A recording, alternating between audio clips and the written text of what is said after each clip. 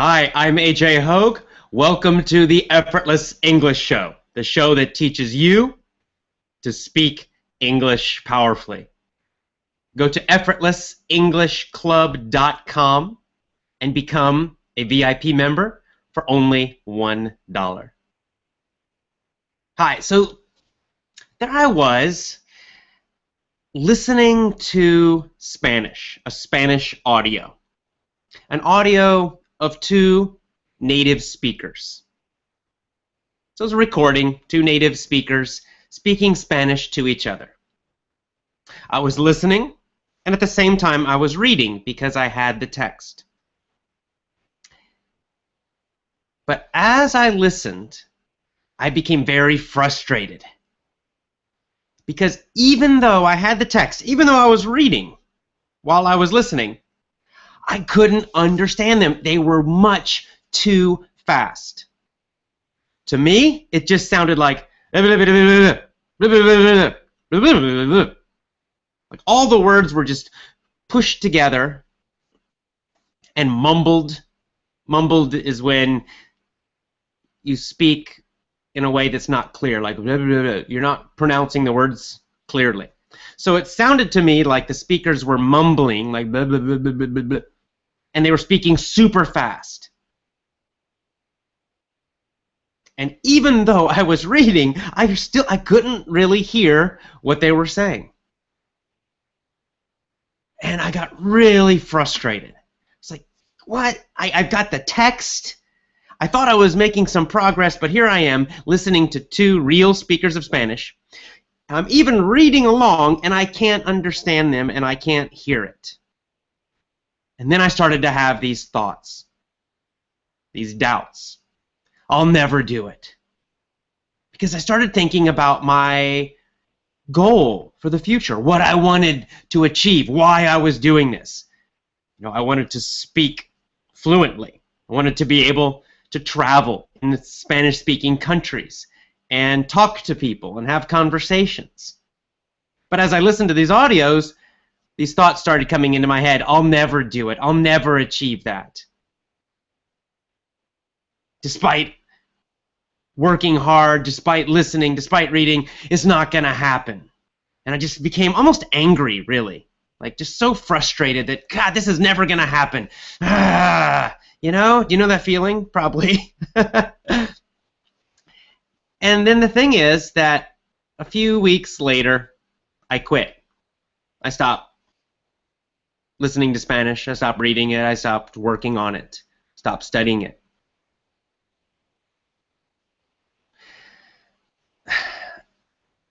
The number one cause of failure in language learning. Do you know what it is? The number one cause of failure for, let's say, English learning. You're learning English. What is the number one cause of failure for most people? It's actually quite simple. The number one cause of failure is simply quitting. Quitting. Quitting the process. Stop. When you stop listening, when you stop trying. Failure, right? If you don't listen to English, if you don't study English, if you don't learn it, of course you're not going to improve. This is true for all languages. And so what we find in schools, for example, in the United States, that's the big reason that people fail to become fluent in a language. They simply quit. They become so frustrated by the classes, by the process, and they start to feel like they'll never be able to do it. They'll never be able to actually use the language. And then they just quit. They drop the classes. They take the minimum amount that's required, and then after that they say, no more, I don't want to do this anymore. And so they just quit. They just stop. They don't try anymore. And that's why, even though Americans must learn foreign languages in school, very, very, very few of them actually speak a foreign language. And this is the same around the world. It's the same problem, right? It's the reason that even though, for example, in Japan, all students learn English, very few actually can speak it. And very few can speak it fluently. Because they learn it in school, become really frustrated. And of course, we know that the school methods make this even worse. They're even more frustrating and they're not effective. So the school methods contribute to this incredible frustration. And then, of course, when they get out of school, man, most Japanese don't want to deal with English anymore. They're sick of it. And this is true not only in Japan, but in many countries around the world. And so our number one enemy is frustration. It's an emotional enemy. Right? It's this feeling of, I'll never be able to do it. It's not going to happen. I'm trying. I'm making these efforts. Nothing seems to be working. And you get that frustration, and it starts building and building and building until you want to quit. Now, you're learning with Effortless English, so hopefully you're not quite so frustrated and you have found the solution to that. But for most people around the world, this is the number one enemy. The number one enemy of English learning is simply frustration, which leads to doubt, which leads to the desire to quit. So what are your frustrations?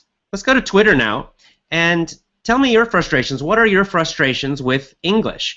Either the frustrations you have right now or perhaps the frustrations you had in the past. What frustrations have you had with English, with learning English? And my Twitter is twitter.com//AJ Hoge, AJHOGE. Let's go to Twitter now, and I'll answer some of your questions. We can talk more about this topic of frustration, this big enemy of ours. Not only, let's face it, this is an enemy not only for learning English, or in my case, Spanish, but for any big goal, big dream that we have. Because anything that is difficult, that takes a long time, almost automatically will create these frustrations. How do we deal with those? What are those frustrations? What are the causes? All right, let's go to Twitter right now. Twitter.com/AJ Hoge. Well, first of all, we have a very nice comment from Leonardo S. Borba, who says, AJ, I have no frustrations since I started learning English with you. Thank you very much. Hopefully that's not by accident. In fact, I see my job as your English teacher as being motivation and inspiration. In other words, I know that my job as a teacher, as your coach, is probably number one to help you deal with frustration, to help you deal with these emotional difficulties that come from learning English. I know you can do it. I know that the Effortless English method works. I know when you follow it, you will have success. And I also know that the big challenge is for you to not get so frustrated that you quit. So a lot of my job as a coach, as a teacher, is simply helping you stay motivated and overcome frustration and keep going. I mean, yes, I want to give you the best methods, the best techniques for learning the language, but I also need to give you the emotional techniques, the ability to deal with frustration. Let me give you another story that is not related to language learning, but gives you an idea of what we're dealing with when we talk about frustration. My mom is overweight. She's been overweight most of her life. And so me and my sister were constantly pushing her to exercise. You know, we want her to get out, go exercise. So we encourage her to go walk every day. You know, get outside, go for a walk, go walk. But my mom hates walking. So when she talks about walking, she says, oh, I don't know, I don't want to, today I'm kind of tired, I don't want to go for a walk. And as I talked to her more and more about walking, I realized that in her mind, walking is exercise. She thinks, first of all, that walking is exercise. She defines it as exercise, right? A challenging task, that will eventually give her some benefit. The benefit she wants is to lose weight. So for her, walking is just a means to an end, meaning it's just a way to achieve that final big distant goal of losing weight and being thin. Now, on the other hand, I and my wife, we walk all the time. It depends on the day. If I'm working, maybe less, but often I'll walk 1 hour, hour and a half, 2 hours a day. And it doesn't matter. I'll do it in the city, I'll do it in the countryside, doesn't matter. Now, for me, I don't think of walking as exercise. If I think of walking, it's just something pleasant I love to do. I just like to get outside. If I'm alone, I like to walk because it helps me think. I find that I think better when I'm walking. And I just enjoy walking around a city and looking at things. I love just walking with my wife and chatting with her. When I'm out in nature, I like to walk and be connected to nature and, near the trees or the ocean, wherever I am. But in my mind, walking is not exercise. For me, exercise is going to the gym and lifting heavy weights or going for a run, something like that. But for me, walking is just a pleasant activity. I don't think of it as exercise. I don't do it for any goal, for any other purpose than just to enjoy it. And I think that here in this comparison between my mom and I, we can find sort of the secret of dealing with this frustration. Because so for my mom, walking is exercise. And for her, when she's thinking about walking, she's just thinking about her faraway goal of being thin. And then she thinks, okay, I gotta walk, I must do it so that I can achieve my goal. But it's going to be unpleasant. And then she starts to focus on how unpleasant it is. And then she also focuses on how far away her goal is. That the idea of being thin, right now she's overweight, and to be quite thin again, she knows this is going to take a long time, it's far away. She already feels kind of tired, and so she doesn't go walking. She quits. And on the other hand, what do? I think, well, I'm kind of bored. I'm tired of being inside. I want to go outside and enjoy the sun. I want to go for a walk. I want to just get a little energized and have fun. I have no long-term goal about walking. It's just something I do and that I love to do. Now, of course, I do get benefits from walking. It does help keep me in better shape. It keeps me thinner, gives me energy, makes me healthier. But that's not why I do it.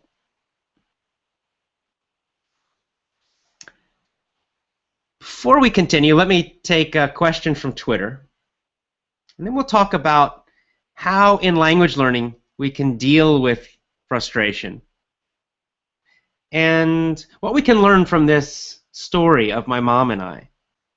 So Il Maestro on Twitter says, my biggest frustration is the internet and social communities. Should I turn them off? Well, I'm not sure what you mean by that's your biggest frustration. What is it that's frustrating with you about internet communities? I think that the Effortless English community is very positive and wonderful. Our VIP community especially, and ACC, it's very positive. Many of our VIP members, they meet on our social forum and they arrange to talk to each other. They schedule Skype chats with each other so they can practice speaking English. But honestly, I think mostly they do it just for enjoyment, just to make friends. I think they enjoy having international friendships and learning about each other's cultures and countries. Sometimes they even meet each other in person and have a vacation together. So that kind of community, I think, is very positive. It's wonderful, and I encourage you to join that kind of community. Join our VIP community or any other community like that that's really positive.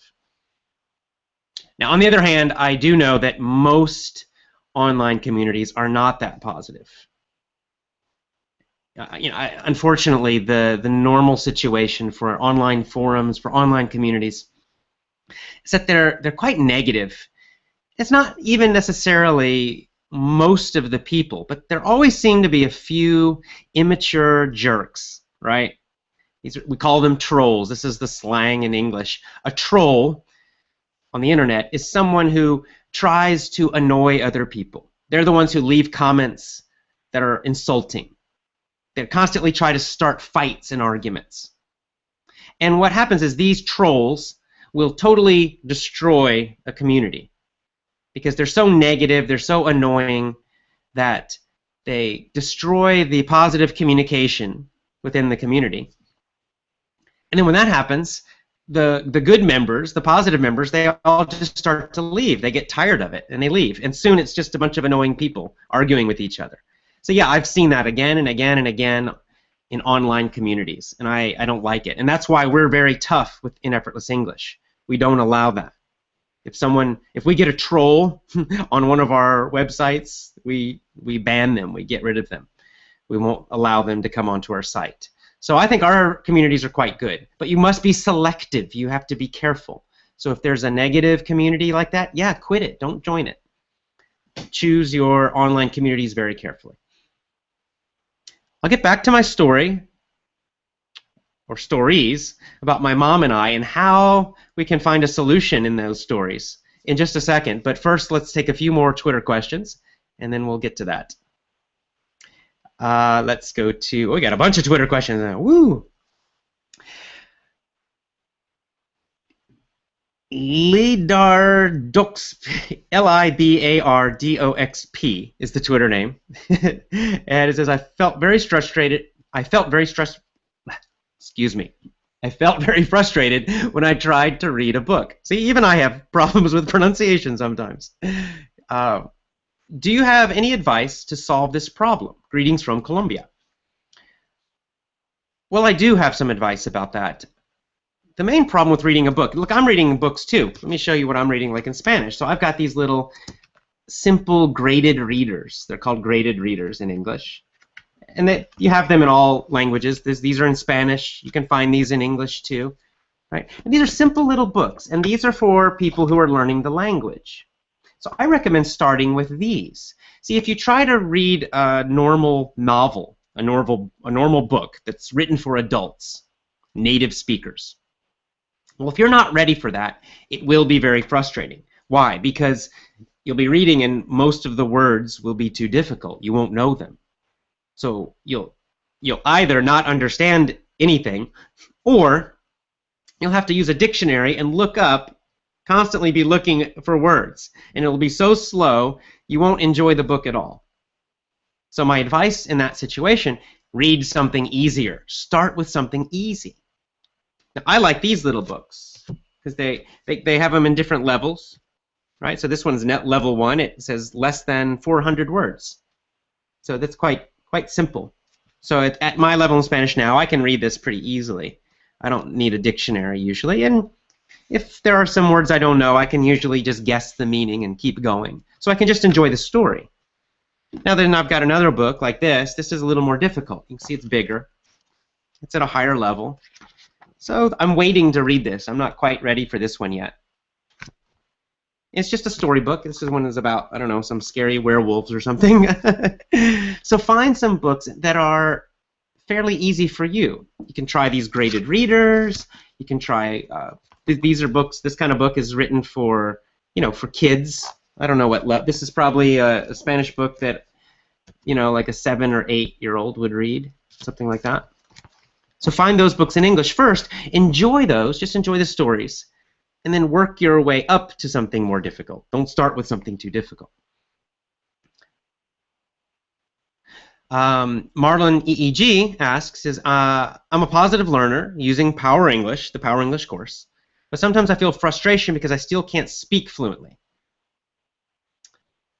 This is another area of frustration. I mean, we have frustrations when we can't understand, and then we have frustrations when we can't communicate. Generally, those are the two most frustrating situations for us in a new language. Now, the speaking question just requires patience. And in fact, Charlie here on Twitter says, patience is probably one of the biggest challenges a learner has to face. And he's absolutely right. So I've mentioned many times that listening is almost always higher than speaking. And if you're learning in a natural way, it will always be higher. In other words, your understanding, your listening ability will be better than your speaking ability. And you could think of it like a balloon. Listening is up on top, and the listening pulls your speaking up with it, but it's always below.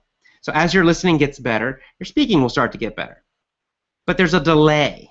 So you might feel an increase in your listening and nothing seems to happen with your speaking, and then finally it will start to follow. And then they'll both go up together. So you just need to realize this and remember it. Another thing to think about is when you're speaking, just focus on communication. Do your best communicating your ideas.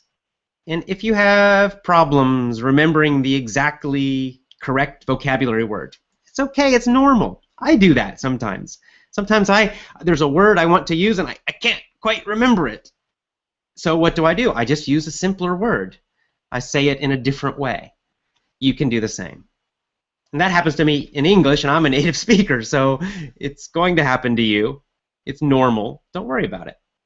The same goes with mistakes. If you know that you're making grammar mistakes, just relax. It's okay. Just focus on getting your ideas communicated. Let's go back to my story. So we have my mom and I. We're looking at this idea of walking. Now my mom thinks of walking as an exercise to achieve a long-term goal. And I look at walking as just something I love to do that's enjoyable in the moment. I'm not doing it for any other reason. And I think this is where we can find an answer to this question of frustration. It's the power of focus. The power of focus. What do you focus on? Unfortunately, a lot of people who are learning English, they're not really focused on communication. They're not really focused on the culture of an English-speaking country. They're not focused on enjoying it.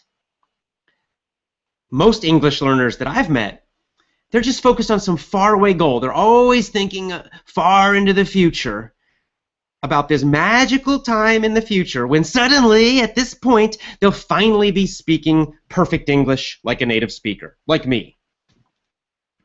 And so their mental focus is always on that faraway time of perfection or of fluency. And so everything they do now is always compared to that faraway goal. And so, of course, if you are, let's say, a beginner, and then you have this faraway goal to be fluent, and every time you start listening to English as a beginner, you compare it to your goal, which is perfection. So how are you going to feel when you do that? You think about your goal to be fluent, to speak like a native, and then you look at your current situation and you realize, I'm not even close. Guess what happens? Frustration. Frustration happens when we are not close to a goal, when we're blocked from our goal, from our desire. And so naturally, frustration comes up when you're comparing yourself to this perfect idea in the future. And when this happens again and again and again, the frustration grows more and more and more until you become very frustrated and possibly want to quit. This is what my mom does with walking. What I do with walking is I'm totally focused on the moment of just enjoying it. I just love doing it right now. I'm not thinking about the future. So it's good to have goals, and it's great to have a big goal like I want to be a fluent speaker. But the thing about goals is if you focus too much on a big goal, it will actually make you more frustrated and it will hurt your success. Goals are best when you think of your big goal, you use it like a compass. So you've got your big goal. I want to speak English fluently. And then after you decide this goal, push it aside and just kind of forget about it. And then focus on now. And focus on loving what you are doing now. You need to love English right now. Doesn't matter what your level is. In a way, you almost have to fall in love with English and with some part of the culture of an English-speaking country. And when you just love it right now, then there's no frustration. You're just enjoying yourself now. You will naturally improve, but you're not always thinking about, am I improving or not? I don't know. Oh my God. Am I getting better fast enough? When will I finally achieve this big magic goal in the future? That doesn't help. What helps is just falling in love with the language right now. Just enjoying it now. So if you're reading little simple books, just enjoy the stories. Don't think, oh my God, this isn't good enough. I can't read Hemingway yet. Right? Don't worry about a Hemingway. You'll read Hemingway later. Right now, enjoy your easy little book. Just like I'm doing with Spanish now. In fact, I've had a big change in my Spanish recently. I quit a while ago, a few years ago. I started again. This time, I'm not even thinking about it in terms of my goals or my fluency. I just said, screw it, I don't care. I don't care. I'm not going to worry about what I achieve. I'm just going to enjoy it. I'm just going to have fun, enjoy it. I'm going to enjoy reading interesting little stories. I'm going to enjoy chatting with my friend Oscar. That's all. And because of that, I'm just having fun with it. I don't care about performance. And the cool thing is that because of that, I'm actually learning more. Why? Because I'm enjoying it. Therefore, I'm reading more. I'm listening more. And because of that, I am improving faster. So we got to focus more on the right now. Eliminate this school thinking. You know, in school they train us to always worry about our grades, to always worry about our progress, always be measuring ourselves all the time, and always be working towards some performance goal. In school, it's a test or a grade. That's not helpful. It creates a lot of frustration. Instead, we got to focus on now and love the moment. All right, let's go back to Twitter for a few more questions or comments, and then time for the Effortless English News coming up in a second. Okay. Batul Zamir on Twitter says, I'm frustrated when I try reading English newspapers because I don't understand a lot of the words. AJ, say hi to Turkey. Oh, everyone in Turkey says hi. Hello. Okay, well, again, this is another case of just trying something that's too difficult at the moment. So a newspaper for you is a little too difficult and therefore frustrating to read. You can't really enjoy it. So I give the same advice that I gave to the other person who asked the question about a book, which is just read something easier. It seems so obvious, right? But I think the problem is, again, in school, we're sort of trained that, oh, no, we got to do something difficult, and it must be difficult. We must suffer as we do it, because that shows we have discipline and that we're working hard. But that's just not the case. What actually works better is to just relax, to do things that are a bit easier, and to focus on enjoyment right now. So find something that's easy and enjoyable for you now. For me, it's these kind of little books. For you, maybe it's something similar in English, some little book like this, a little graded reader that's quite simple. Read a lot of those. If you can find audio for them, even better. Read them and listen to them at the same time. And then, yeah, eventually you'll get to the newspaper. Don't worry. There's not a lot of positive stuff in most newspapers anyway, so read some other stuff. It's okay. All right. Let's go to the Effortless English News now. First of all, my book. My book is finished. Wow! It's great. I'm so happy and excited. The book is written. So when I say the book is finished, I mean that I am done writing my part. So the writing is done, but the book is not published yet because now there are still more steps. What happens next is that there's a book designer, we could call them, and they have to design the cover of the book, and they have to design the inside of the book, and they have to make sure it's ready for printing and ready to be an ebook. And all of that takes a while. It'll take a few months for that to be finished. And then when it's all finished, we'll finally publish the book. I plan to publish the book certainly on Amazon, first as an ebook, and then on Apple and Kobo as well. I'm also planning to have a print version of the book, at least on Amazon.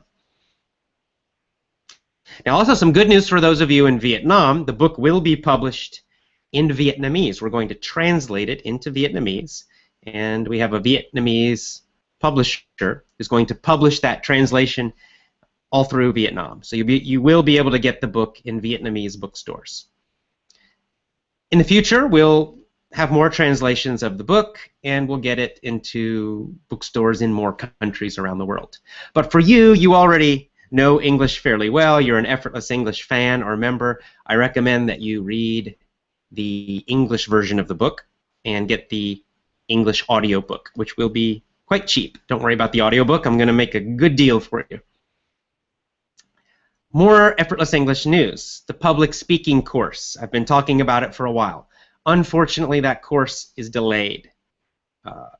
Aaron was the guy I was doing it with, we just haven't been able to communicate well. We've been really busy. So we're going to stop the course that we were doing, and it's going to be delayed. I still may do a public speaking course in the future, but probably not until next year. So my apologies for that. More Effortless English news, live events. We have agreed on 2 dates for live events in Hanoi, Vietnam, October 11 and October 12. So the 11th and the 12th in Hanoi, Vietnam. The October 11th event, it's a one-day event, will be focused on the psychology of success. The October 12th event will be focused on business success and business English success. We are also working to schedule an event in Kuala Lumpur, Malaysia. I'm waiting to hear from the organizer. We should have a date for that event soon. I'll let you know. And finally, a little teaser. My cousin and I, my cousin Philip, we have decided to make a course for college students and for high school students. So we feel that there's a big need among high school and college students for English, for passing the TOEFL exam, for getting into a foreign university or studying abroad. We're going to create a course to help you do that, to help you pass the TOEFL or IELTS, to help you get into an American university or an international university, and to help you succeed in school, and to help you succeed in your early career. So when you graduate from school, you'll get a good job. I'll give you more information about that course as we work on it. We're going to work on it a lot in September. So when September comes, I'll have more details about that course. Now, as always, let's end with our code and our mission. Our code is simply how we treat each other. We had that Twitter question where one of our members mentioned that they are frustrated by online communities. And I mentioned that ours is special, that ours is not like that. We have a very positive, supportive community. It's because of our code. Our code is simply, first of all, we do the best we can. We try our best. We're not perfect, but we try our best. Number 2, we do the right thing. And number 3, we show each other that we care. We actively help each other, support each other. Effortless English also has a deeper mission. Of course, our basic mission is to help you speak English powerfully. But our deeper mission is to explore new opportunities for growth, to bring confidence, vitality, and happiness to people all over the world, and to boldly go where we have never gone before. We're a community of learners, of lifelong learners and explorers. Thank you so much. I'll see you next week, and meanwhile, focus your English activities on the moment, on enjoying the moment. Instead of thinking so much about vocabulary, grammar, your progress, your big goals, all of that stuff, this week I'd like you to just focus on loving it, enjoying it. Listen to things you love, read things you love. Just enjoy the process of it. Just enjoy the moment right now with English. And don't worry about the future. The future will take care of itself. All right, go to effortlessenglishclub.com and become a VIP member for just $1. I will see you next week. Have a great day or have a great evening. Bye for now.